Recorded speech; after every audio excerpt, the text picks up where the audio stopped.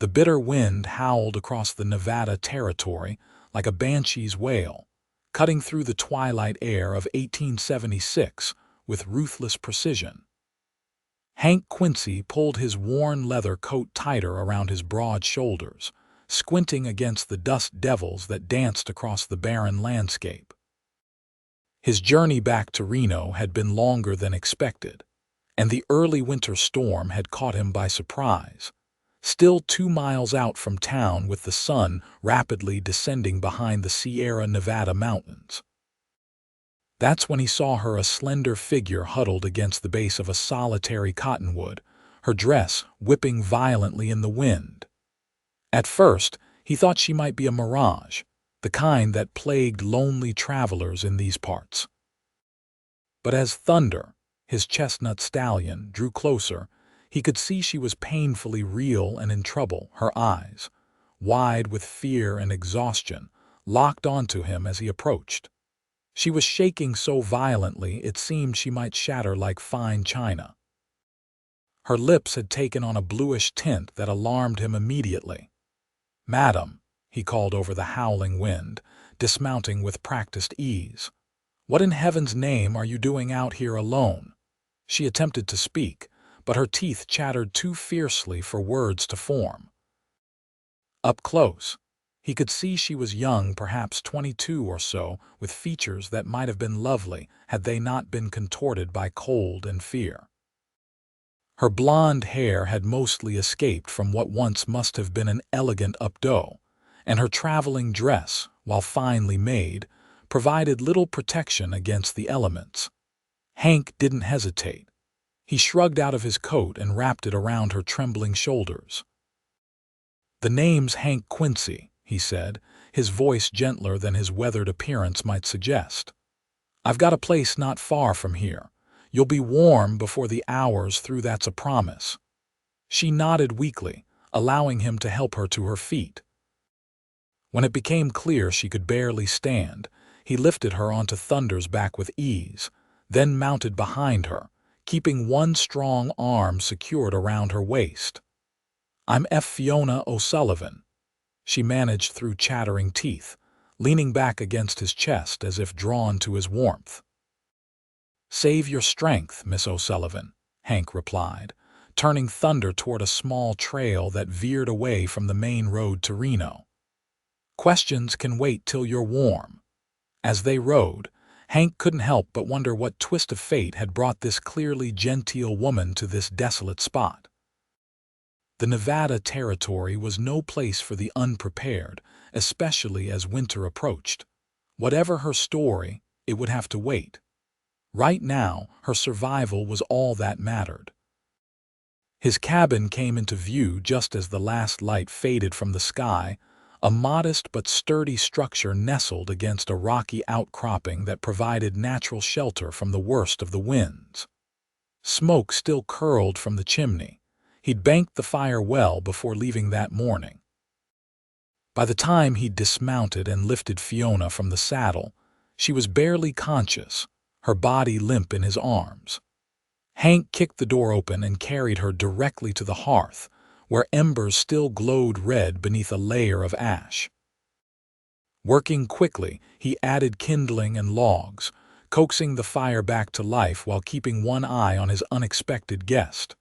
Her shaking had subsided somewhat, replaced by an unnatural stillness that worried him more.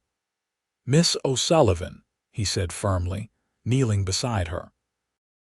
"I need to remove your wet things. You understand? It's just to get you warm." Her eyes fluttered open, confusion evident in her gaze, but she nodded slightly. With as much propriety as the situation allowed, Hank helped her out of her sodden outer garments, keeping her underthings intact and quickly wrapping her in every blanket he owned. He moved with the efficiency of a man accustomed to survival, brewing strong coffee and heating beans and salt pork on the rekindled fire. All the while, he kept up a steady stream of gentle talk, partly to reassure her of his honorable intentions and partly to keep her conscious. "Been ranching this parcel for 5 years now," he explained as he worked. Not much to look at, but it's mine. Came west after the war between the states with nothing but thunder and the clothes on my back. Gradually, color returned to Fiona's cheeks, and her eyes grew more alert. When she seemed capable of holding a cup, he pressed hot coffee into her hands. "Thank you," she whispered, her voice hoarse but stronger. "I thought I was going to die out there." "Might have," Hank acknowledged bluntly. "Nevada winters don't forgive foolishness." "What happened to leave you stranded like that?" Fiona took a careful sip of the strong coffee, wincing slightly at its bitterness. "The stagecoach," she explained. "We hit something, a rock, perhaps, and one of the wheels splintered. The driver said we were only a few miles from Reno and that he would take the horses and go for help." Her eyes clouded with memory.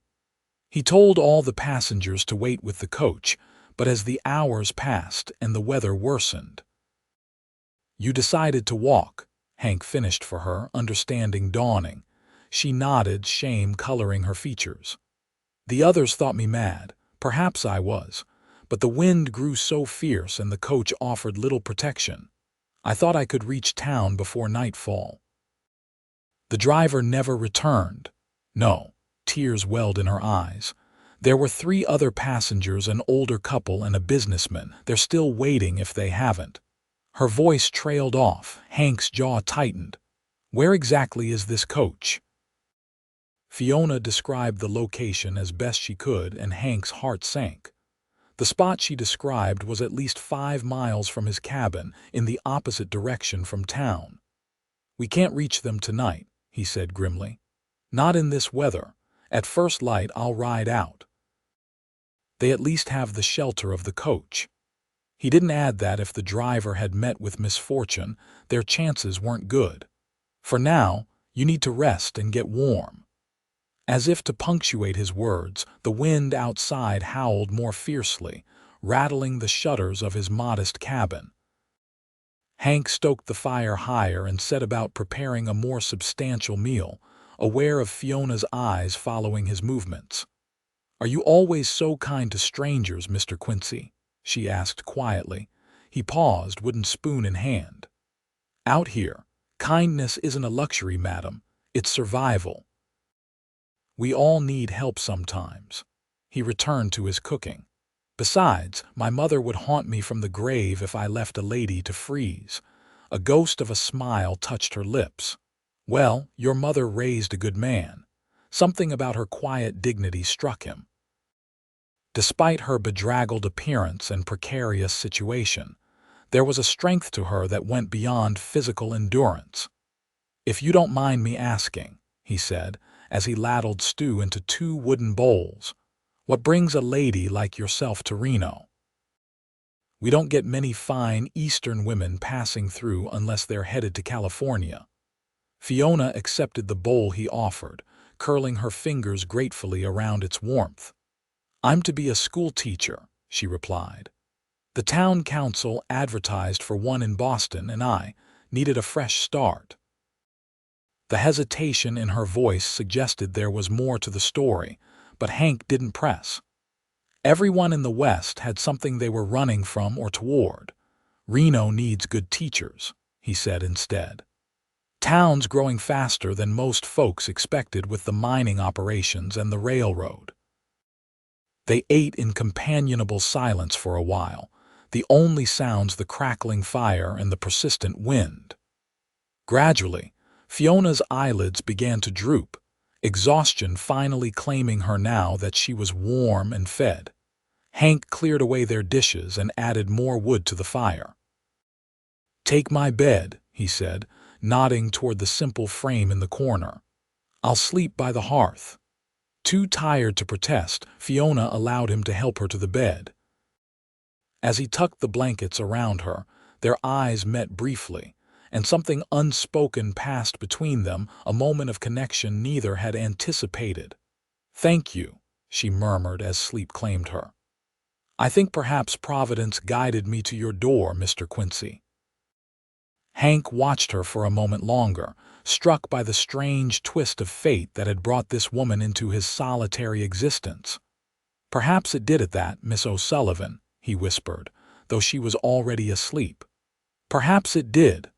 Morning brought clarity and a merciful break in the wind. Hank rose before dawn, moving quietly so as not to disturb Fiona, who slept deeply after her ordeal. He prepared coffee and a simple breakfast, then wrote a brief note explaining his departure to check on the stagecoach passengers. He was saddling Thunder when the cabin door opened, and Fiona stepped outside, wrapped in one of his blankets over her now dry dress. The morning light revealed what exhaustion and dim firelight had obscured. She was strikingly beautiful, with intelligent green eyes and delicate features that belonged in a fine portrait. "You're leaving," she observed, pulling the blanket tighter against the morning chill. "Those folks need help," he replied simply. "There's food inside. I shouldn't be gone more than a few hours." Fiona stepped closer, concern evident in her expression. "Be careful, Mr. Quincy. I'd hate for my rescue to cost you dearly." Something in her sincerity touched him. "Been riding these hills for years, Miss O'Sullivan. I know what I'm about." He mounted Thunder with practiced ease. "Rest up. When I return, I'll take you into Reno proper." The journey to the stranded stagecoach took longer than expected. Twice Hank had to detour around washes that had flooded from the previous day's storm. When he finally spotted the overturned vehicle, his heart sank. It lay on its side, one wheel completely shattered just as Fiona had described, but there was no sign of life. "Hello," he called, approaching cautiously, one hand resting on the revolver at his hip. "Anyone here?" Silence greeted him, broken only by the creak of the damaged coach swaying slightly in the breeze. Dismounting, Hank investigated more closely. Inside the coach, he found abandoned luggage, including a small lady's valise that likely belonged to Fiona. Of the passengers, there was no trace. Tracks around the site told a partial story, multiple hoof prints heading toward Reno, including those of unshod horses. Hank's years tracking cattle and occasionally less savory quarry served him well as he read the signs. The passengers had left, but not alone. Someone had found them, possibly local Paiute, though they generally avoided the main trails these days. Whoever it was had taken them eastward toward Reno. Gathering what luggage he could secure to Thunder's saddle, including Fiona's valise, Hank headed back to his cabin, his mind troubled. If the other passengers had been rescued, why hadn't anyone come looking for Fiona? And if the driver had reached Reno as planned, why hadn't he returned with help? These questions plagued him during the ride back. When his cabin came into view, a tendril of smoke rising from the chimney, he felt an unexpected sense of relief. Something about knowing Fiona was there, waiting, eased his troubled thoughts. He found her sweeping his floor, the cabin tidier than it had been in months. She'd clearly located his meager supply of soap, as her face and hands were scrubbed clean, and she'd managed to pin her hair into a neat arrangement that emphasized her graceful neck. "You didn't need to do that," he said by way of greeting, setting down the recovered luggage. Fiona straightened, a faint blush coloring her cheeks. "I needed to occupy myself," she explained. "Idle hands and all that. Besides, it seemed the least I could do." Her eyes darted to the valise. "You found the coach." "I did." Hank removed his hat, running a hand through his dark hair.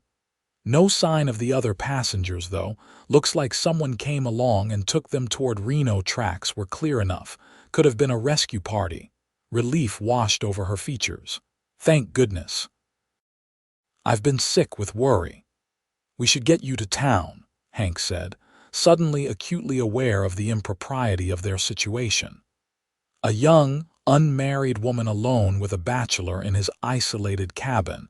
It could damage her reputation irreparably if word got out.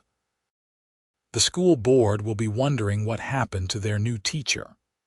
"Of course," Fiona agreed, though something like disappointment flashed briefly in her eyes.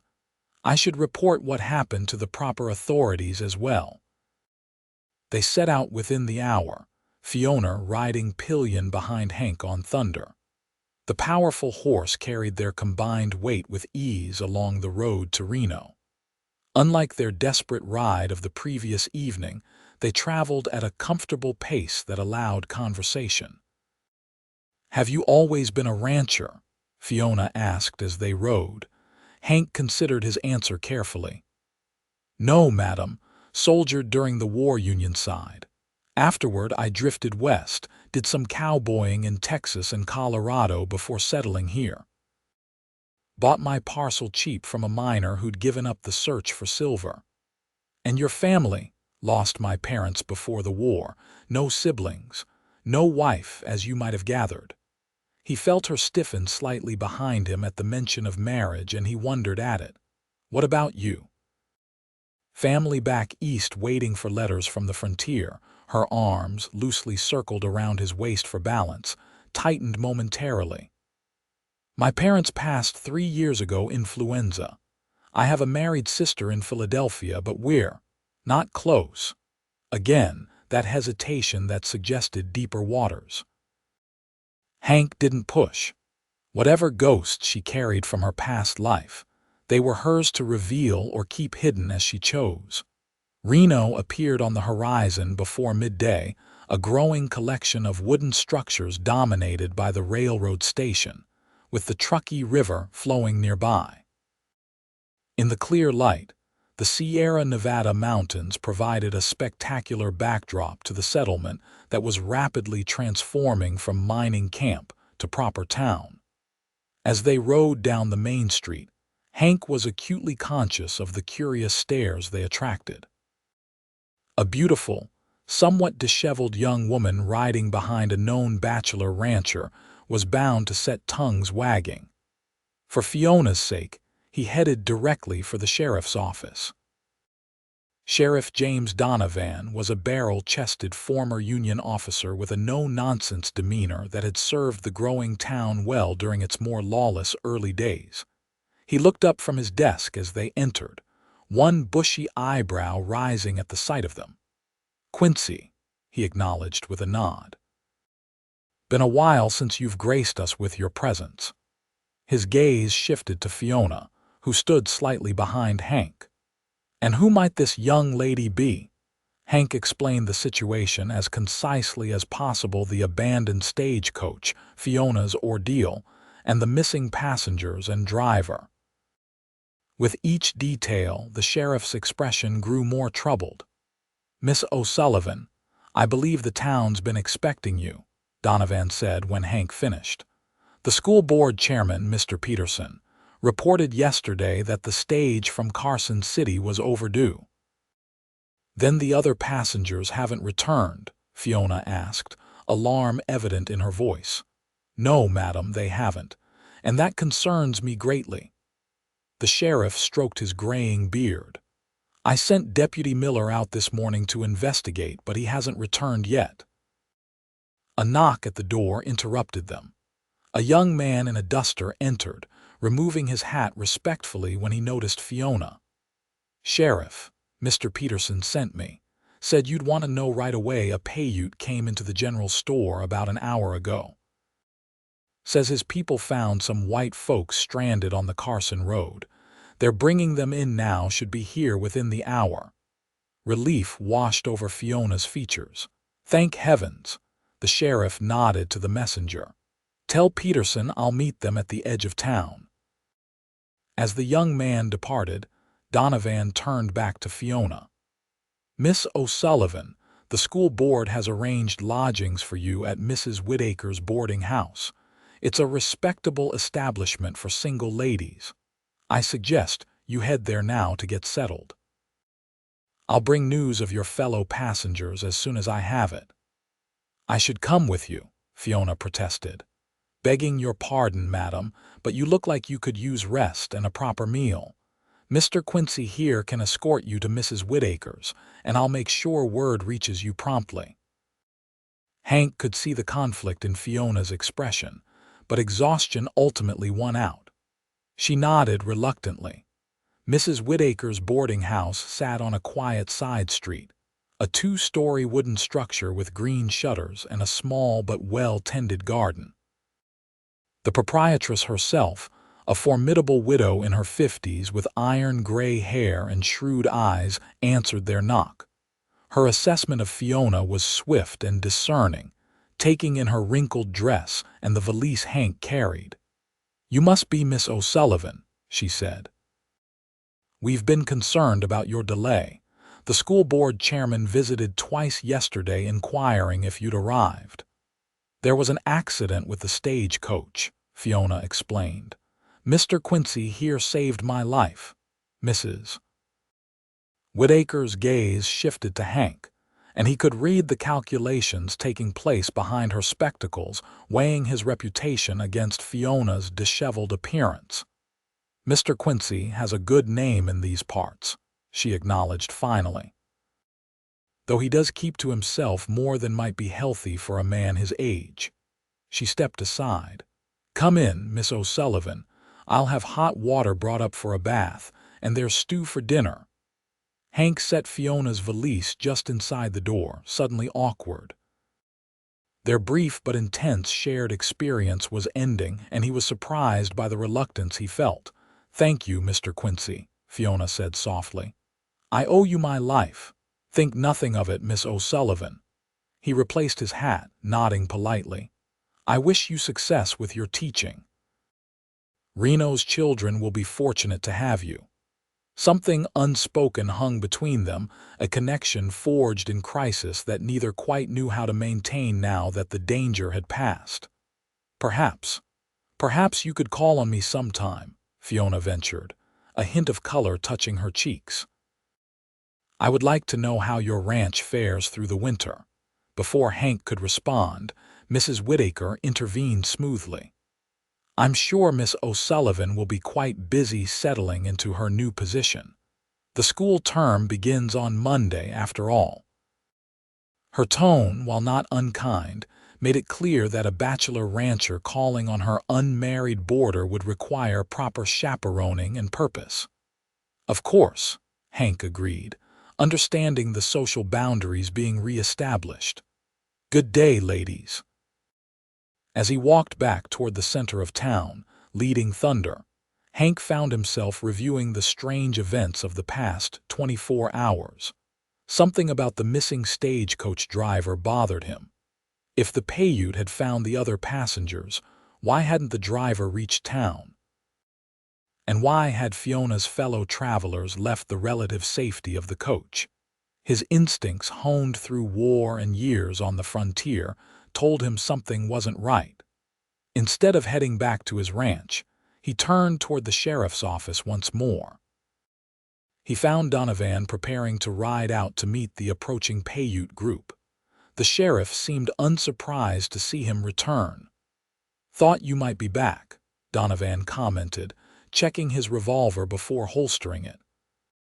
"Got that look you used to get during the war, like a hound that's caught a scent." "Something doesn't add up," Hank replied. "Mind if I ride with you?" The sheriff assessed him for a moment, then nodded. "Could use your tracking skills if this turns sour. But let's be clear, I'm handling this official. No lone wolfing it like you did in '73. Hank winced at the reference to an incident he'd hoped was forgotten. During a particularly brutal winter 3 years prior, a gang of rustlers had hit several ranches in the area, including his own. Instead of waiting for the law, he tracked them alone into the mountains and returned 3 days later with his cattle, and the bodies of 2 rustlers draped over their horses. "Understood," he agreed. They rode out together, accompanied by the young deputy who'd returned from his own scouting mission with news that he'd spotted the approaching party about 2 miles outside town. Within 30 minutes, they encountered the Group 3 Paiute warriors on horseback, leading 2 exhausted-looking white men on foot. Hank immediately recognized them from Fiona's description, the businessman and the husband of the older couple. but there was no sign of the elderly woman. The lead Paiute, a dignified man who introduced himself in halting English as White Hawk, explained that they'd found the men wandering separately, miles from the stagecoach. Of the elderly woman or the driver, they had seen no trace. The businessman, a Mr. Lawrence Peters, was the more coherent of the two. His story chilled Hank's blood. "The driver abandoned us," Peters explained, gratefully accepting the canteen Donovan offered. "Said he was going for help, but he took all the valuables from the strongbox first. When he didn't return by morning, Mr. Abernathy and I decided to walk toward town. His wife was too frail, so she stayed with the coach. We got separated in the storm." He paused, guilt crossing his features. "I should have stayed with them, but the cold. I thought my best chance was to keep moving." "And the young woman?" Hank asked. "Miss O'Sullivan." Peters looked confused. "The teacher. She set out on her own before the worst of the storm. Mr. Abernathy tried to convince her to stay, but she was determined. Said something about keeping an appointment." Abernathy, the elderly husband, had been silent until now. "My Margaret," he said, his voice cracking. "I tried to find my way back to her after the storm cleared, but nothing looked familiar. Is she? Have your men found her?" The sheriff exchanged a grim look with Hank. "We'll organize a search party immediately," he promised, "and we'll put out alerts for that driver." "What was his name?" "Jackson," Peters supplied. "Tom Jackson. Been driving the Carson City route for 6 months or so." As they escorted the rescued men back to Reno, Hank's mind worked furiously. The stagecoach driver's theft and abandonment explained part of the mystery, but not all. Why had Fiona been so determined to press on alone? What appointment could have been so important that she'd risk the dangers of the open country? More importantly, an elderly woman was still out there, possibly injured or worse. Back in town, Donovan organized a proper search party while Hank sought out Fiona at the boarding house. Mrs. Whitaker was reluctant to disturb her newest lodger, who was reportedly resting after her ordeal, but the gravity of the situation eventually convinced her. Fiona appeared in the parlor looking transformed. She'd bathed and changed into a simple but becoming blue dress, her blonde hair neatly arranged, but the shadows under her eyes spoke of lingering exhaustion. "Mr. Quincy," she said, genuine pleasure warming her voice. "I didn't expect to see you again so soon. Miss O'Sullivan." He removed his hat, uncomfortable with what he needed to ask. "I've just returned with Sheriff Donovan from meeting the Paiute who found your fellow passengers." Her smile faltered. "Are they well?" The elderly couple, the Abernathy's eye was particularly concerned for them. "Mr. Abernathy is safe, but his wife is still missing. The stagecoach driver apparently robbed the strongbox and abandoned you all." Hank watched her reaction carefully. "Mr. Peters mentioned you left the coach before the others, saying you had an appointment to keep." "I was wondering what could have been so urgent." Fiona's face paled. She glanced toward Mrs. Whitaker, who hovered nearby, clearly interested in the conversation. "Mrs. Whitaker, might I have a moment alone with Mr. Quincy? It's a matter of some delicacy." The older woman hesitated, propriety warring with curiosity. "I'll be just in the next room," she finally conceded, with the door open. When they were relatively alone, Fiona lowered her voice. "I had no appointment," she confessed. "But I needed to reach town without the others, particularly Mr. Peters. He recognized me from Boston. He's an associate of the man I was running from." Hank's protective instincts flared. "What man?" "My former fiancé, Howard Blackstone." Her fingers twisted nervously in her lap. "He's a powerful man in Boston from an old family. When I broke our engagement after discovering certain cruelties in his nature, he became obsessive. Threatened to ruin me, my family's name. Said no matter where I went, he would find me." She drew a shaky breath.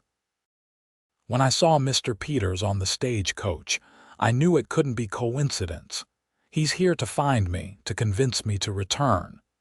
And you thought walking alone through a storm was safer than facing him. Hank couldn't keep the incredulity from his voice. It seemed my only chance to reach Reno first, to speak with the school board before any rumors could be spread. Her green eyes met his directly. I'm a good teacher, Mr. Quincy. I earned my position here fairly. But Howard has ways of twisting the truth, of making even the most upstanding citizen doubt themselves. Hank considered her words carefully. Her story explained her desperate action, but it also raised new concerns. If this Peters was indeed an agent of her former fiancé, her position in Reno might already be compromised. "Does the sheriff know about this?" he asked. She shook her head. "No one knows except you. I haven't even told the school board chairman the real reason I left Boston. They believe I simply sought adventure in the West, like so many others." "You need to tell Sheriff Donovan," Hank insisted. "If Peters is here on behalf of this Blackstone fellow, he might be dangerous, especially now that Mrs. Abernathy is missing." Fear flickered across Fiona's face. "You don't think he—" "I don't know what to think yet," Hank admitted, "but the timing is suspicious. The sheriff needs all the facts." She nodded slowly, the weight of the situation settling on her shoulders. "You're right, of course. I'll speak with him immediately." She hesitated, then added softly, Would you come with me? I find your presence rather steadying." The simple admission touched something in Hank that had lain dormant for years. "Of course," he replied. "Let me inform Mrs. Whittaker." The boarding house proprietress was predictably concerned about the propriety of Fiona leaving with Hank, but the mention of official business with the sheriff overcame her objections. Soon, they were walking side by side down Reno's Main Street toward the sheriff's office. "I should apologize," Fiona said as they walked. "I wasn't entirely truthful with you about my circumstances." "Everyone's entitled to their secrets," Hank replied, "especially when they are running from something." She glanced at him curiously. "You sound as though you speak from experience." A wry smile touched his lips. "Let's just say Boston society isn't the only place with men who hold grudges." Before Fiona could press him further, they arrived at the sheriff's office. Donovan was in the midst of organizing search parties for the missing Mrs. Abernathy, the room crowded with volunteers. Among them, Hank spotted Lawrence Peters, deep in conversation with a well-dressed man he didn't recognize.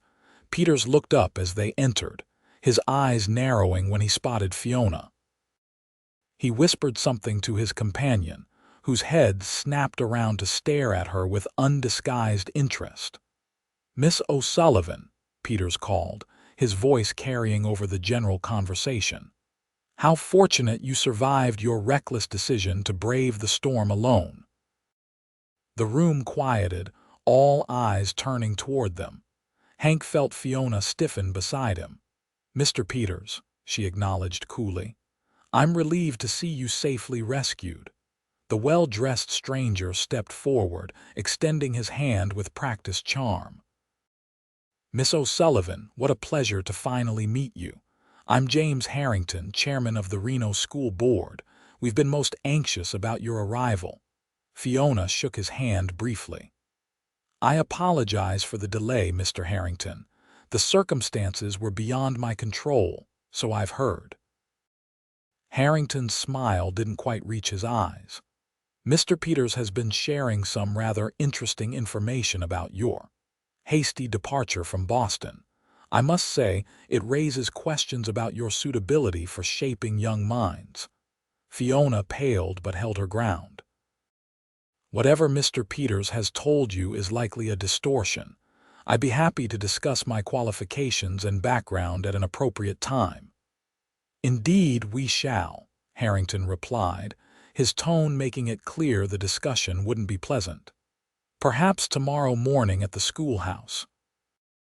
9 o'clock. She'll be there, Hank interjected, his voice level but carrying an unmistakable edge.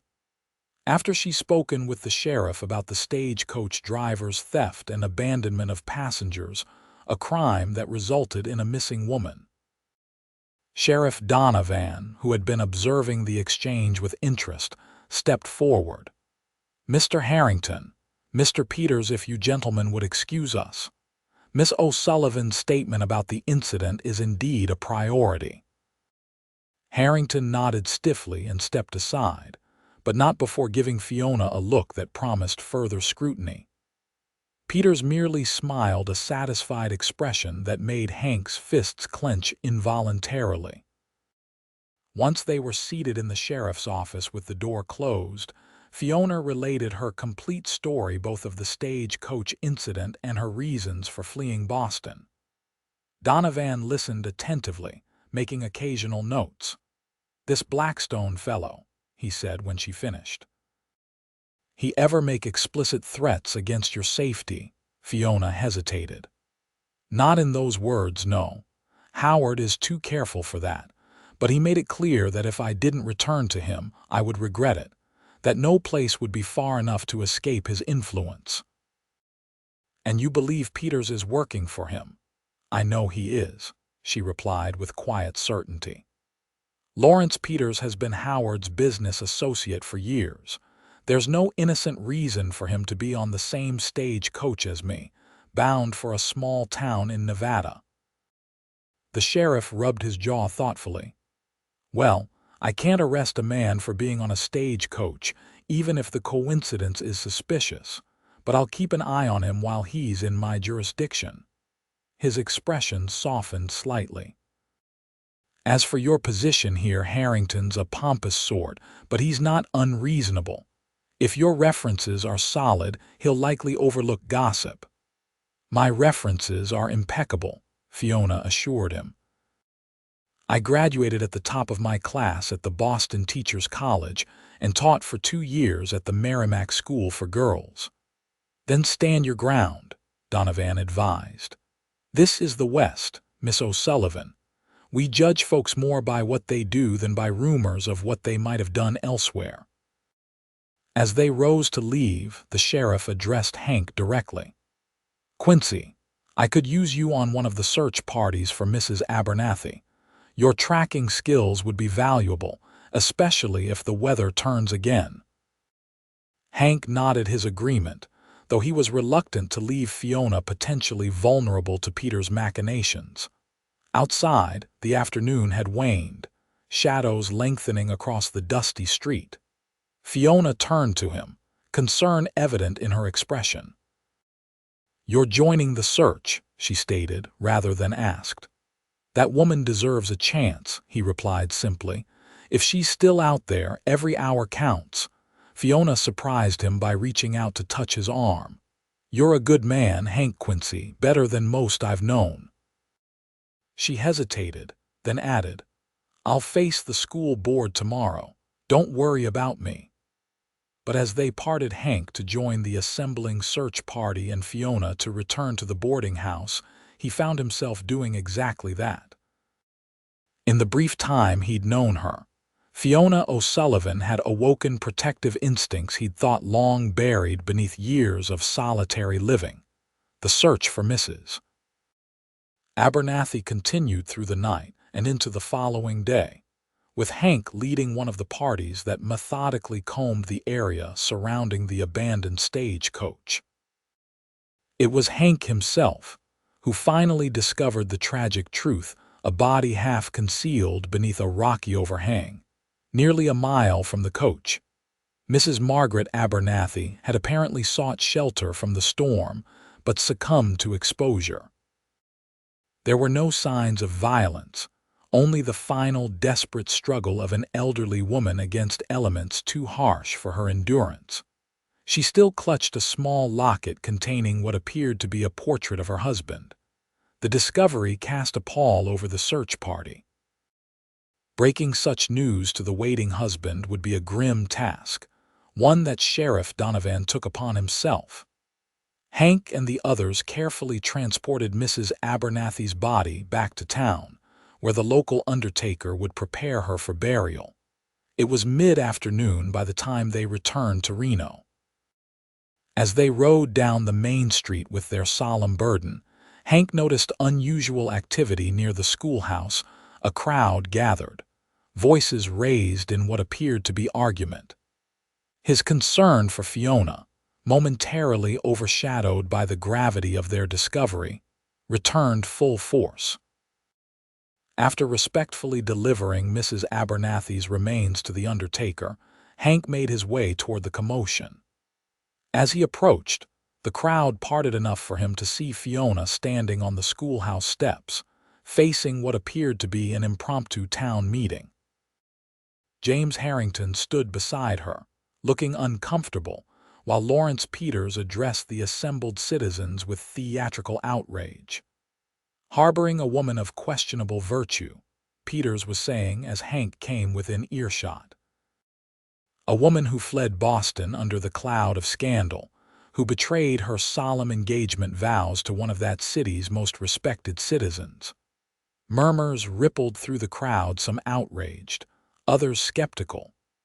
Reno might be growing, but it still retained a frontier skepticism of Eastern moral panic. "Mr. Peters is embellishing significantly," Fiona responded, her voice clear despite the slight tremor Hank could detect. "I ended my engagement when I discovered the man's true character, his cruelty and possessiveness. There was no scandal beyond what he himself manufactured to punish me for daring to refuse him." "She's lying," Peters countered smoothly. "I have here a letter from Howard Blackstone himself." He produced a document from his coat with a flourish, detailing Miss O'Sullivan's numerous indiscretions and moral failings that make her utterly unsuitable to teach impressionable children. Harrington, clearly uncomfortable with the public nature of the confrontation, tried to intervene. "Perhaps we should continue this discussion in private. The public has a right to know who is teaching their children," Peters insisted. Hank had heard enough. He pushed through the crowd until he stood at the base of the steps. "Seems to me," he said loudly, his voice cutting through the babble of conversation, "that a man who abandons an elderly woman to die alone in a storm isn't in a position to lecture anyone about morality." All eyes turned to him. Peter's face flushed with anger. "What are you implying, Quincy?" "Not implying anything." Hank mounted the steps until he stood level with Peters. Though he spoke to the crowd, his eyes never left the Boston businessman. "We found Mrs. Abernathy's body today.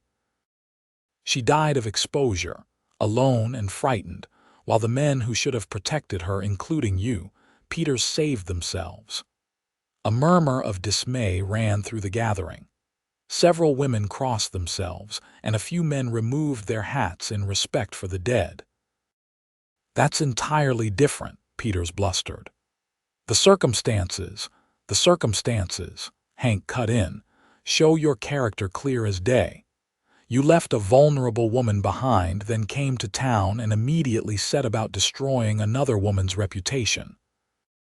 Makes a man wonder what you're really after." Peter's eyes narrowed dangerously. "Watch yourself, rancher. You don't know who you're dealing with." "I know exactly who I'm dealing with," Hank replied evenly. "A coward who does another man's dirty work." For a moment, it seemed Peters might physically attack him. Instead, he turned to Harrington. "I've presented the evidence. The decision about Miss O'Sullivan's employment is yours, but remember the reputation of Reno's school is at stake." With that, he pushed past Hank and descended the steps, the crowd parting before his obvious fury. Harrington looked from Fiona to Hank, then to the dispersing townspeople. "Miss O'Sullivan, Mr. Quincy, my office, please," he said quietly. Inside the small room that served as the school administrator's office, Harrington sank heavily into his chair. "This is most irregular," he began, rubbing his temples. "Most irregular indeed." "I apologize for the public confrontation, Mr. Harrington," Fiona said, sitting primly on one of the two straight-backed chairs opposite the desk. Hank remained standing, hat in hand. "Mr. Peters forced my hand." Harrington studied her for a long moment. "Your credentials are excellent, Miss O'Sullivan. Your references speak highly of both your teaching ability and your character." He tapped the papers on his desk. "However, this letter is a fabrication," Fiona stated firmly. "Or at best, a distortion of truth written by a man who couldn't accept rejection." "Can you prove that? Can Peters prove his accusations?" Hank countered. "In America, aren't we presumed innocent until proven guilty?" Harrington sighed heavily. "This isn't a court of law, Mr. Quincy. It's a matter of community standards and trust." He turned back to Fiona. "The school term begins in 2 days. I had planned to introduce you to the community at church tomorrow, but now—" He trailed off, clearly conflicted. "Give her a chance to prove herself," Hank urged. "Judge her by her work, not by the words of a man with questionable motives." Fiona shot him a grateful look before addressing Harrington directly. "I understand your concerns, sir. I would only ask that you allow me the opportunity to demonstrate my commitment to educating Reno's children. If, after a reasonable probationary period, you find my conduct or teaching wanting, I will resign without protest." Harrington drummed his fingers on the desk, considering. Finally, he nodded. "Very well. 1 month's probation. During that time, I expect exemplary behavior both in and out of the classroom." His gaze flickered briefly to Hank. "No situations that might cause additional gossip." The implication was clear. Fiona's association with an unmarried rancher, however innocent, would be closely scrutinized.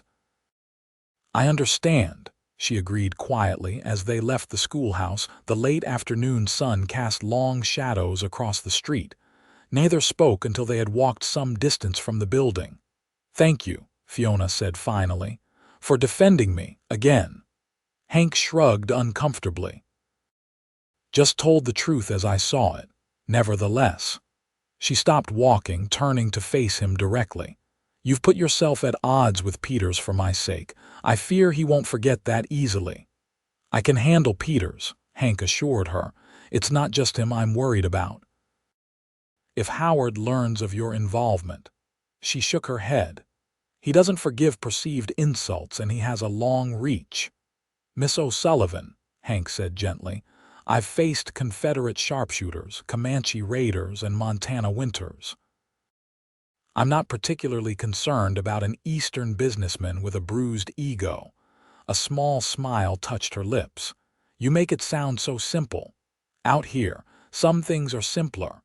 He gestured toward the distant mountains. "Nature doesn't care about social standing or old money.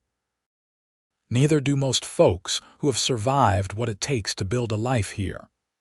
They resumed walking, Hank escorting her back toward Mrs. Whittaker's boarding house. As they neared the residence, he realized this might be their last private conversation for some time, given Harrington's warning about avoiding gossip.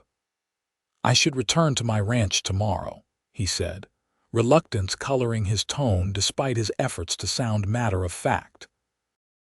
"Been away longer than I planned, and there's work that won't wait." Disappointment flashed in her eyes, quickly masked. "Of course, you've already done far more than could be expected." They had reached the gate of the boarding house. Fiona hesitated, then extended her hand. "Goodbye, Mr. Quincy. I hope our paths cross again under less dramatic circumstances." Hank took her offered hand, struck by how small it seemed within his weather-roughened grasp. "Miss O'Sullivan, I've no doubt they will." On impulse, he added, "The first Sunday of each month I come into town for supplies. Perhaps I might call on you then, properly chaperoned, of course." Her smile was like sunrise breaking over the mountains. "I would like that very much." As he walked away, Hank was aware of her watching him from the gate. Something significant had changed in the space of 2 days, something he couldn't quite name but felt profoundly. For the first time in years, his isolated ranch seemed less like a refuge and more like an exile. The next morning dawned clear and cold, a perfect late autumn day that hinted at the winter to come. Hank attended to a few final errands in town, purchasing supplies, arranging for a delivery of lumber he'd need for repairs before preparing to depart for his ranch. As he was loading his purchases onto Thunder's packsaddle outside the general store, Sheriff Donovan approached him. "Quincy," the lawman greeted him. "Heading back to your spread?" Hank nodded. "Past time I got back to my cattle." "Before you go, thought you should know I've been asking around about that stagecoach driver, Tom Jackson." Donovan lowered his voice. "Turns out he's not the regular driver for that route. Regular fellow man named Davis took sick in Carson City. Jackson was a last-minute replacement." Hank paused in his work, interest piqued. "Convenient. Gets more interesting. Nobody at the stage office in Carson City remembers hiring him. He just showed up, said he was sent from the Virginia City office." The sheriff's expression was grim. "I wired Virginia City. They never heard of him." So someone planted him deliberately. Hank's mind worked through the implications. To target the stagecoach carrying Fiona. That would be my guess. And if that's true, Mrs. Abernathy's death wasn't just a tragedy, it was manslaughter at the very least. Donovan adjusted his gun belt. "I've put out alerts to every law enforcement office in Nevada and Eastern California, but I'm not optimistic. Men like that know how to disappear." And Peters left on the morning stage to Carson City, claiming urgent business. The sheriff's eyes narrowed. Said he'd be returning within the week to conclude his business in Reno. The threat was implicit. Whatever Peters and his employer had planned for Fiona, they hadn't abandoned it. "I'd keep an eye on Miss O'Sullivan if I were you," Hank advised. "Peters struck me as the type to hold a grudge." Already arranged for Deputy Miller to make regular passes by the school and boarding house. Donovan studied him shrewdly. "You've taken quite an interest in our new schoolteacher." Hank busied himself with securing a rope on his packsaddle. "Just concerned for someone who's had a rough start here." "Uh-huh." The sheriff's skepticism was evident, but he didn't press the issue. "Well, safe travels back to your ranch. Try not to be a stranger in town. Civilization won't kill you." With a final nod, Donovan departed, leaving Hank to finish his preparations. As he mounted Thunder for the journey home, he found himself glancing toward the small white schoolhouse where Fiona would soon begin teaching. The thought of her facing Peter's inevitable return alone troubled him deeply. But he had responsibilities that couldn't be ignored indefinitely. Reluctantly, he turned Thunder toward the trail that would lead him back to his ranch, pushing aside the nagging feeling that he was leaving something important unfinished. The ride home gave him ample time to think about Fiona, about the strange events surrounding her arrival in Reno, and about his own unexpected reaction to her. In the 3 years since purchasing his ranch, he deliberately kept his distance from town and its inhabitants, preferring the straightforward company of cattle and the honest challenge of wilderness to the complications of society. Yet in the span of 2 days, a green-eyed schoolteacher had somehow breached the careful walls he'd built around himself. His cabin appeared much as he'd left it, though with the faint, neglected air that even brief abandonment seems to impart to a dwelling. Inside, the hearth was cold, and the silence felt heavier than he remembered. He set about rekindling the fire and unpacking his supplies with practiced efficiency, trying to ignore the strange emptiness that hadn't bothered him before. The following days fell into familiar routine: checking fences, accounting for cattle, repairing a section of roof damaged in the recent storm. Physical labor had always been his solace, the exhaustion at day's end a welcome oblivion. But now his thoughts kept straying to Reno, to a boarding house with green shutters and a woman with courage that matched her beauty. A week passed, then two. The first snow dusted the higher elevations, a harbinger of the winter to come. Hank found himself counting days until the first Sunday of the month, when he'd promised to call on Fiona. It was foolish. Perhaps she was an educated Eastern woman temporarily displaced, while he was a rough-hewn rancher with little to offer beyond a hardscrabble existence. Yet the memory of her smile when he'd suggested the visit sustained him through the increasingly cold nights.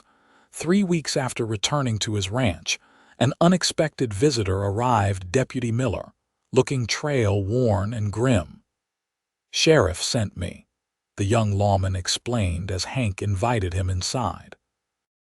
"Said you'd want to know right away." "Know what?" Hank asked, though a sense of foreboding had already settled in his gut.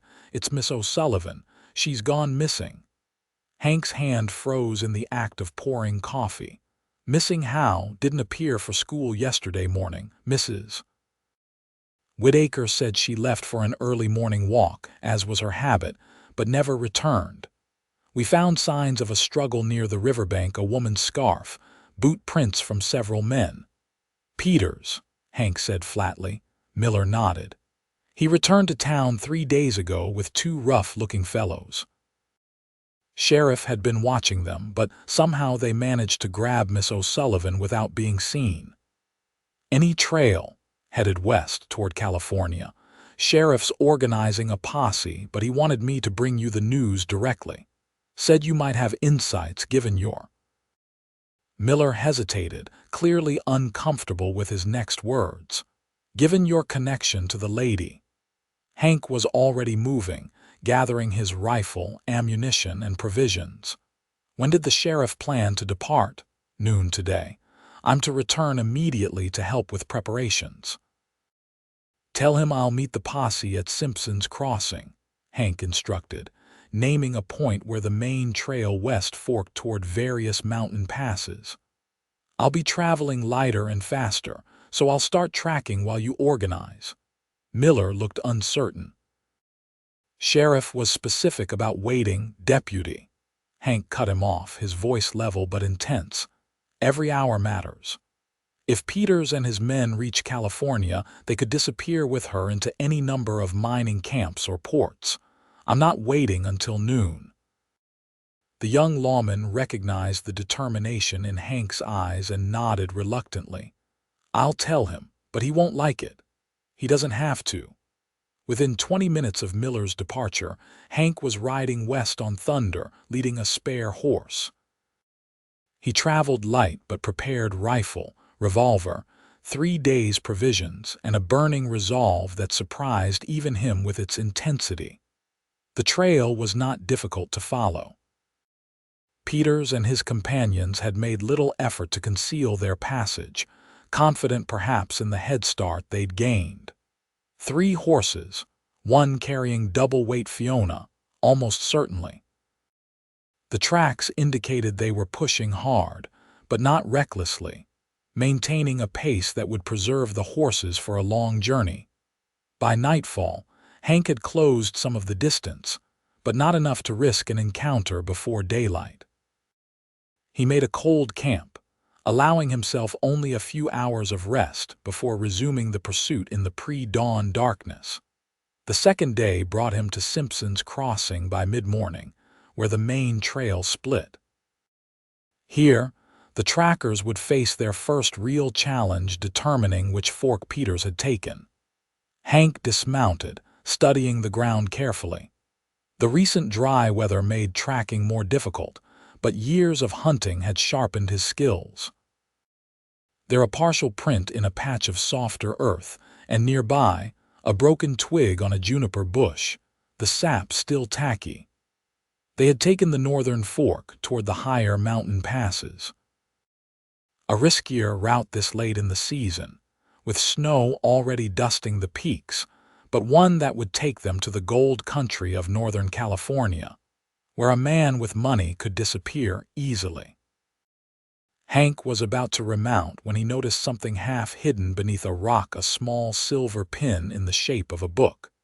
He recognized it immediately. Fiona had worn it on her collar the day of the confrontation at the schoolhouse. She was leaving a trail, subtle enough that her captors wouldn't notice but clear to anyone looking for her. Tucking the pin into his pocket, Hank continued north with renewed determination. Fiona was alive, conscious, and thinking clearly enough to leave signs. The knowledge fueled his pursuit through the increasingly rough terrain. By late afternoon, dark clouds had gathered over the mountains, and the temperature dropped sharply. Snow began to fall lightly at first, then with increasing intensity. Hank pressed on as long as daylight permitted, but eventually had to make camp in the shelter of an overhanging rock formation. As he huddled near a small, carefully shielded fire, he found himself thinking of the night he'd found Fiona shaking in the wind. The memory of her trembling form, of the trust in her eyes when he'd promised warmth and safety, strengthened his resolve. He would find her again, whatever it took. Morning brought clearer weather but several inches of fresh snow covering the trail. Hank set out at first light, relying now on logic and intuition as much as visible signs. The pass ahead narrowed considerably, with few alternate routes. If Peters and his men had continued during the snowfall, they would have been forced to follow the natural contours of the land. Mid-morning, he found confirmation, a strip of blue fabric caught on a thorny branch, the same shade as Fiona's dress. She was still leaving markers when possible. The knowledge that she hadn't given up gave him fresh energy to push forward. The terrain grew steeper, the air thinner as the trail climbed toward the pass. Hank estimated he was gaining on them steadily. Their party was larger, encumbered by a reluctant captive, while he traveled light and driven by purpose. Around noon, he heard the distant but unmistakable crack of a rifle shot echoing through the mountains. Then another. Abandoning caution, he urged thunder forward at a pace that bordered on reckless given the snow-covered trail. Cresting a rise, he finally caught sight of them in the valley below, 3 riders and a 4th figure on foot. Even at a distance, he could make out Fiona's blue dress. She appeared to be running, stumbling through the snow away from her captors, who had dismounted and were firing warning shots. Without hesitation, Hank readied his rifle. The distance was significant, nearly 300 yards, but the air was clear, and he'd made harder shots during the war. Taking careful aim, he fired once. One of the men pursuing Fiona jerked backward, clutching his shoulder, and fell. The others immediately sought cover, scanning the heights for the source of the shot. Hank moved positions quickly, working his way down the slope using the scattered pine trees for cover. He needed to close the distance without exposing himself to return fire. Peters and his remaining henchmen had taken defensive positions behind rocks, with Fiona caught in the open between them and Hank's position. "Fiona," he called out when he was close enough to be heard clearly. "Get down and stay down." She immediately dropped to the snow, making herself as small a target as possible. Hank used her reaction to pinpoint the location of Peter's companion, who had shifted his attention momentarily toward her. A second carefully placed shot found its mark, and the man cried out, his rifle falling uselessly beside him. Only Peters remained, now clearly visible as he broke cover to make a desperate dash toward the horses. "Stop right there, Peters," Hank commanded, his rifle trained squarely on the businessman's back. "Next shot won't be a warning." Peters froze, then slowly raised his hands. "You're making a terrible mistake, Quincy," he called back, his voice carrying an unnatural calm despite his predicament. "You have no idea who you're interfering with." I know exactly who I'm interfering with, Hank replied, advancing steadily with his rifle still aimed. A kidnapper who's about to face Nevada justice. As he spoke, Hank was moving toward Fiona, who had risen to her knees in the snow. Her face was bruised, her dress torn, but her eyes blazed with a mixture of relief and determination that took his breath away. "Are you hurt?" he asked, not taking his eyes off Peter's. "Nothing serious," she assured him, her voice stronger than he expected. "They didn't. They were taking me to Howard, in San Francisco." Hank nodded grimly. "They're not taking you anywhere now." To Peters, he added, face down in the snow, hands behind your back. For a moment, it seemed Peters might comply. Then, with startling swiftness, he drew a small derringer from inside his coat, a holdout weapon Hank hadn't anticipated. Before he could fire, however, a rock struck his hand with surprising force, sending the derringer flying into the snow. Fiona stood several paces away, another rock already in hand. "That's for Mrs. Abernathy," she said fiercely. The momentary distraction was all Hank needed. He closed the distance to Peters and struck him firmly with the butt of his rifle, sending the businessman sprawling unconscious into the snow. "Remind me never to underestimate you," he said to Fiona with grudging admiration. She dropped the second rock, suddenly looking exhausted as the adrenaline ebbed. "You came for me," she said simply, as if still processing the fact. "Of course I came."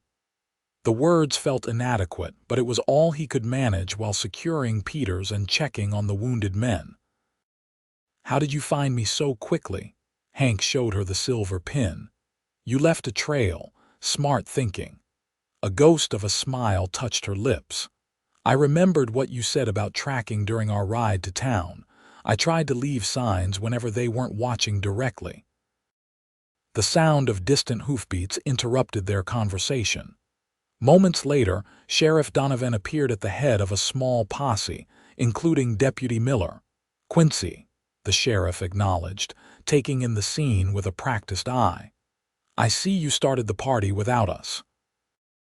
"Couldn't wait for formal introductions," Hank replied dryly. Donovan dismounted, approaching Fiona with genuine concern. "Miss O'Sullivan, are you all right?"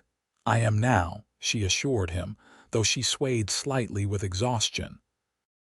The sheriff turned his attention to the three captives, Peters still unconscious, the other two wounded but not critically. "These the men who took you?" Fiona nodded. "Mr. Peters organized it, but they were hired locally, I believe. They mentioned working in the mines previously." "We'll sort it all out back in Reno," Donovan assured her. "For now, let's get you somewhere warm." As the posse secured the prisoners and prepared for the return journey, Hank found himself at Fiona's side, suddenly uncertain now that the immediate danger had passed. "Thank you," she said softly. "Again, you seem to make a habit of rescuing me from the cold. You're getting to be a habit yourself, Miss O'Sullivan." The words came out more tenderly than he'd intended. She studied his face for a long moment. "One I hope you don't intend to break." Before he could respond, Donovan approached them. "We should head back before dark. There's a line cabin about 2 hours' ride from here where we can shelter for the night." He glanced between them, sensing the undercurrent in their exchange. "Miss O'Sullivan, you can ride with me." "My horse is fresh." "Actually," Fiona said with quiet determination, "I'd prefer to ride with Mr. Quincy if that's acceptable." The sheriff raised an eyebrow but nodded. "As you wish." As they prepared to depart, Hank helped Fiona onto Thunder's back, then mounted behind her, much as he had on the night they first met. This time, however, she leaned back against him with deliberate trust rather than desperate need. "You said I'd be warm within the hour," she murmured, referring to his promise on that fateful night. "I never properly thanked you for keeping that promise." "No thanks needed," he replied, his voice low near her ear. though I'd do it again in a heartbeat. The journey back to Reno took 2 days, with a night spent at the Line cabin as Donovan had suggested. Throughout the trip, Hank remained close to Fiona, his protective instincts in full force despite the presence of the sheriff and his deputies. For her part, Fiona seemed equally reluctant to be separated from him, often finding reasons to remain within arm's reach. News of the kidnapping and rescue had reached Reno before they arrived, and a crowd gathered as they rode into town. Mrs. Whitaker pushed through to embrace Fiona tearfully, while James Harrington stood nearby, looking both relieved and somewhat chastened. "Miss O'Sullivan," the school board chairman said formally as she dismounted, "on behalf of the entire community, please accept our sincere apologies for not taking your concerns about Mr. Peters more seriously. Had we done so, this unfortunate incident might have been avoided." Fiona acknowledged his words with gracious dignity, despite her exhaustion and disheveled appearance. "What matters now is that justice will be served, Mr. Harrington. I look forward to resuming my duties as soon as possible." "Of course," he agreed quickly. "Though no one would think less of you for taking time to recover from your ordeal.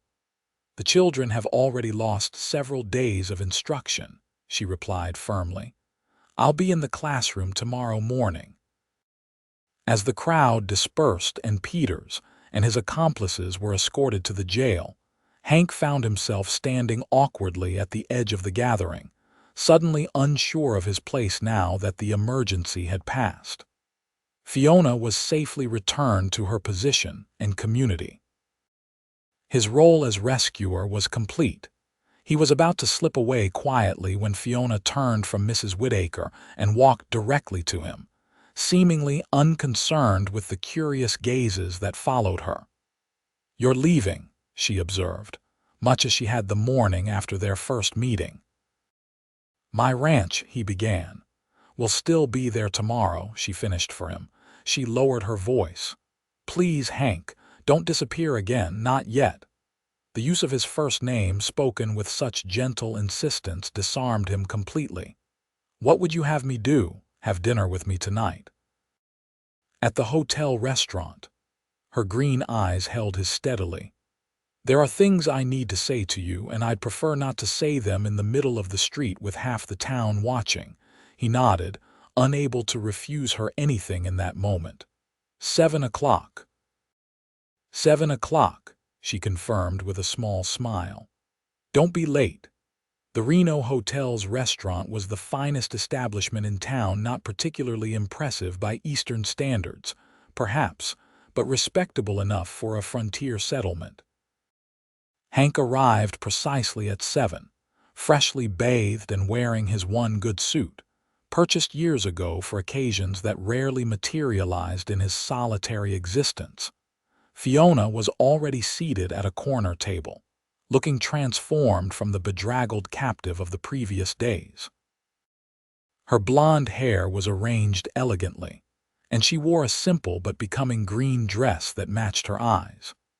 A small vase with a single wildflower adorned their table. A touch he suspected was arranged specially for their dinner. She smiled as he approached, and he was struck anew by her beauty, not just the physical loveliness that any man with eyes could appreciate, but the inner strength and intelligence that radiated from her like heat from a flame. "You look beautiful," he said simply as he took his seat. A faint blush colored her cheeks. "Thank you. You clean up rather well yourself, Mr. Quincy." "I thought we'd progress to first names," he remarked with a half smile. "So we have Hank." His name on her lips felt like a gift, though Mrs. Whitaker nearly had apoplexy when I mentioned our dinner plans. "I can imagine." He picked up the menu, though his appetite had little to do with food at the moment. "I'm surprised she permitted it. I may have mentioned that you saved my life, twice." Fiona's expression turned more serious, though even that didn't fully reconcile her to the idea of my dining alone with an unmarried gentleman. She extracted a promise that we would remain in full public view at all times. Hank glanced around the crowded restaurant, where several diners were already watching them with poorly disguised curiosity. I'd say we're fulfilling that promise admirably. Their conversation paused as the waiter took their orders, then resumed with lighter topics: the imminent winter weather, the progress of Reno's new buildings, Fiona's first impressions of her pupils. It was only after their meal arrived that she steered the conversation to more personal matters. "Sheriff Donovan told me something interesting today," she said, carefully cutting a piece of beefsteak. "He said when you heard I was missing, you didn't hesitate for even a moment, that you were already preparing to search for me before his deputy finished explaining." Hank focused on his own plate, uncomfortable with the observation. "The sheriff talks too much." "Does he?" Fiona set down her fork. "Or perhaps he simply sees what's obvious to everyone but you." He looked up, meeting her direct gaze. "And what might that be?" "That despite your best efforts to maintain your solitary existence, you care what happens to me, specifically to me." The forthright statement, delivered without coyness or pretense, was so characteristic of her that Hank couldn't help but admire her courage even as he scrambled for a response. "I would have done the same for anyone in danger," he said finally. "Would you?" Her question held no accusation, only genuine curiosity. "Would you have ridden ahead of the posse, tracking through snow for just anyone?" The truthful answer was evident to both of them. Hank had risked his life for Fiona in a way he would not have for a stranger, and they both knew it. "No," he admitted quietly. "I wouldn't have." Fiona reached across the table, her fingers lightly touching his. "Then perhaps you might tell me why I am different." It was a moment of reckoning Hank had not prepared for, despite the feelings that had been growing within him since that first night by the cottonwood tree. Putting such things into words had never been his strength. "You reminded me," he began slowly, "of what it means to care whether someone lives or dies, not just in the abstract way that any decent man cares about human life, but—" he searched for words that wouldn't sound foolish. "But in a way that makes the world feel different depending on whether you're in it or not." The simple eloquence of his statement clearly moved her. Fiona's eyes shone with emotion as she tightened her grip on his hand. "I've been alone a long time," Hank continued, finding courage in her response. "Thought I preferred it that way. Then you appeared, shaking in the wind, and suddenly my cabin felt empty when you weren't in it." "I felt the same emptiness at the boarding house," she confessed. "All those proper ladies taking tea and gossiping, and all I could think about was a quiet cabin with a fire crackling, and you moving around it with that careful efficiency of yours." She smiled softly. "Even facing Peters and his men, part of me knew you would come. Not hoped, knew." The certainty in her voice humbled him. "I'm just a rancher, Fiona, not much to offer a woman like you." "A woman like me," she echoed, a hint of challenge in her tone. "And what sort of woman do you imagine me to be? Educated, refined, used to comforts I can't provide?" She laughed, the sound drawing glances from nearby diners. "Hank Quincy, for a man who tracks so well, you can be remarkably blind to what's right in front of you." Her expression grew more serious. "I came west seeking a life of purpose and independence." "What makes you think I value comforts above a man of honor and courage? Above someone who sees me for who I am, not who society expects me to be?" Put that way, his concern seemed foolish indeed. Still, doubts lingered. "What about your teaching position? Your place in the community?" "I'll continue teaching, of course. I love it, and the children deserve consistency." Her eyes held his steadily. "But Reno isn't so large that I couldn't ride out to a certain ranch each day if that ranch's owner were amenable." The implication was clear, and for a moment Hank could only stare at her in wonder. You'd consider such an arrangement, even knowing the gossip it would cause. I've faced worse than gossip, she reminded him. And it wouldn't be gossip for long if a certain question were asked and answered appropriately. Heat rose in Hank's face as he realized what she was suggesting. Fiona, I wouldn't presume. Then presume, she interrupted gently. Sometimes presumption is the better part of valor. Around them, the restaurant continued its evening service, diners coming and going, waiters moving efficiently between tables. Yet in that moment, Hank felt as though they existed in a private world, the ambient noise fading to insignificance compared to the beating of his heart. I'm not a man of fancy words or grand gestures, he said finally. But if you're suggesting what I think you are, I'd be a fool not to ask properly. He took a deep breath. Fiona O'Sullivan, would you do me the honor of becoming my wife? Not immediately, if you need time to be certain, but yes, she interrupted, her answer swift and sure. And I don't need time. I've known since you found me beneath that cottonwood that you were a man unlike any I'd met before. Joy suffused him, an unfamiliar but welcome sensation that seemed to lighten the very air in his lungs. You should know what you're agreeing to. Life on a ranch isn't easy, especially in winter. I know exactly what I'm agreeing to, she assured him, her eyes shining. A life with a man who keeps his promises, who values honesty and courage, who came for me when I needed him most. She squeezed his hand. The rest are just details. The weeks that followed were a whirlwind of activity. News of their engagement spread quickly through Reno, generating the expected mixture of surprise, approval, and scandalous speculation. Mrs.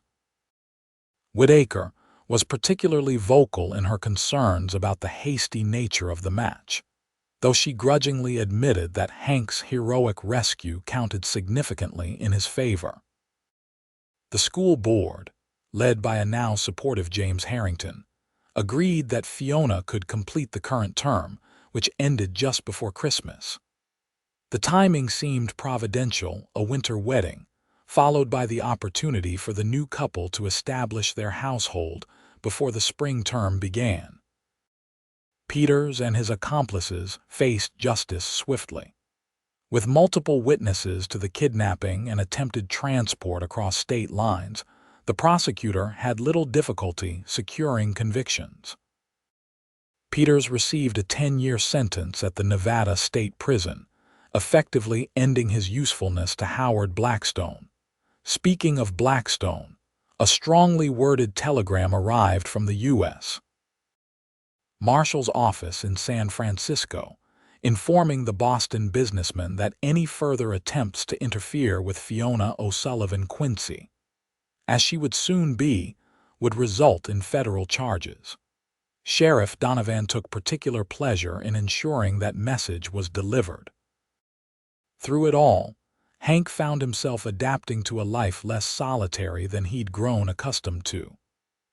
Weekends became precious as Fiona rode out to the ranch, helping with preparations for their shared future. Her practical nature surprised him.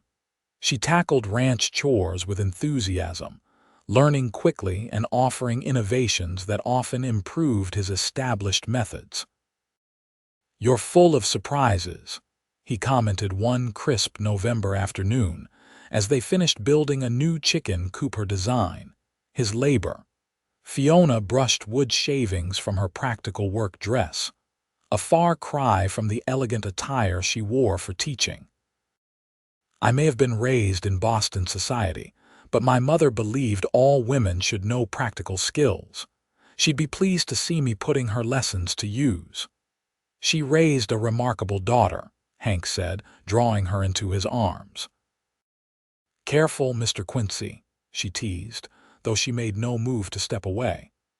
"We're not married yet, and Mrs. Whitaker has spies everywhere." "Let them spy," he murmured, brushing his lips against hers in a kiss that began tentatively but deepened as she responded with surprising ardor. When they finally parted, both were breathing heavily. December suddenly seems very far away. Her laughter, bright and uninhibited, echoed across the ranch yard. Patience is a virtue, or so I tell my students. I've never claimed to be particularly virtuous, he growled, pulling her close for another kiss. Their wedding day dawned clear and cold, the kind of crystalline winter morning that made the mountains seem close enough to touch. The ceremony itself was simple but well attended. It seemed the entire population of Reno had developed a proprietary interest in their romance, viewing it as something of a community achievement. Fiona wore a dress of deep blue velvet, ordered specially from San Francisco. Hank, in a new suit that still felt stiff despite several wearings, thought she had never looked more beautiful than when she spoke her vows in the small church, her voice clear and confident as she promised to love him for all her days. The celebration afterward at the Reno Hotel was lively, with music and dancing continuing well into the evening. As midnight approached, they slipped away from the revelers, boarding a rented carriage for the journey to their ranch, their home. Snow began to fall as they traveled, large flakes drifting lazily in the lantern light. Fiona leaned against Hank's shoulder, his arm securely around her. "Full circle," she murmured. "Another snowy night, another journey together." "Different circumstances this time," he pointed out, pressing a kiss to her temple. "Better ones," she agreed. "Though I'm still counting on you to keep me warm." "For the rest of our lives," he promised, holding her closer as their carriage continued through the gentle snowfall toward home. Spring arrived early that year, as if nature itself approved of their union. The ranch flourished under their combined efforts, Hank's practical experience complemented by Fiona's organizational skills and enthusiasm for innovation. She continued teaching, riding into town each morning and returning by late afternoon, her students flourishing under her care. As summer approached, the valley bloomed with wildflowers, and Fiona's condition became too obvious to hide. Their child, conceived in the love of that first winter together, was due by harvest time. Though she initially resisted, Hank finally convinced her to take a leave of absence from teaching for the final months of her pregnancy and the baby's early infancy. "The school will manage without me for a term," she conceded as they sat on the porch one evening, watching the sunset paint the mountains in hues of gold and rose. "And I admit, the ride is becoming less comfortable." Hank placed his hand gently on her rounded belly, still amazed at the miracle growing within. "I want you both safe at home." She covered his hand with hers. "We are home. Wherever you are, that's home to me now." Their son, William Henry Quincy, arrived on a perfect September morning, healthy and strong-lunged. As Hank held his newborn child for the first time, gazing down at the tiny face that somehow combined his features with Fiona's, he experienced a completeness he'd never thought possible. "He's perfect," he whispered, carefully returning the swaddled infant to Fiona's arms. "Of course he is," she replied with tired radiance. "He's ours." Life settled into new rhythms after William's birth. Fiona returned to teaching the following spring, bringing their son with her until he was old enough to stay at the ranch with Hank during school hours. The arrangement raised a few eyebrows in town, but the results spoke for themselves. Her students continued to excel, and young William thrived with the varied experiences of both ranch life and the schoolroom.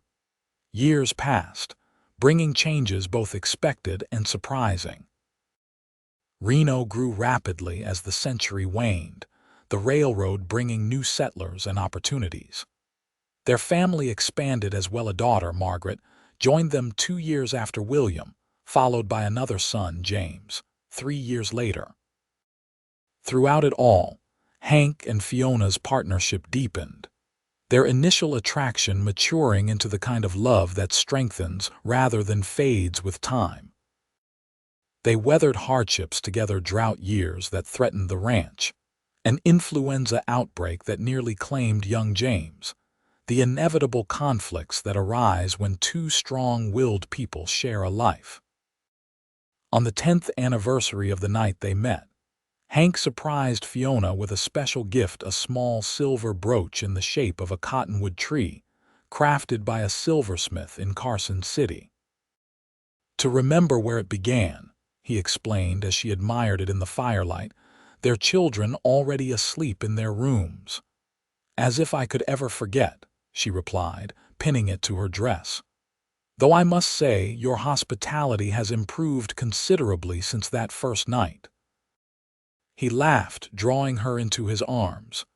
I seem to recall promising you'd be warm within the hour. Some promises are worth keeping indefinitely. Indeed they are, she murmured against his lips. Indeed they are. As they stood together by the hearth, secure in their home and family, both reflected silently on the strange twist of fate that had brought them together: a stagecoach accident, a desperate woman, a lone rancher with a promise of warmth. What had begun as rescue had transformed into something far more profound, a love that had not only survived the harsh realities of frontier life, but had thrived in the fertile soil of shared values and mutual respect.